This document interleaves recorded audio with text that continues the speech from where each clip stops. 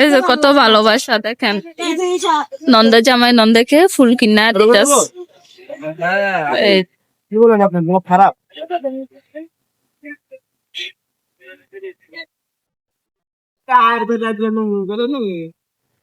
I love you.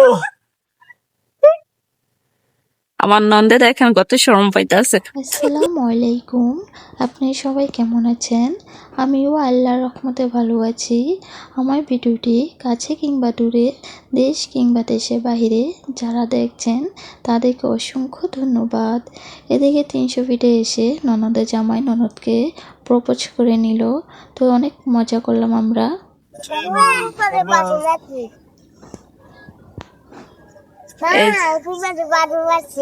আমার মেয়ে আমাকে ভালোবাসে, এই যে ফুল আমাকে দেয়।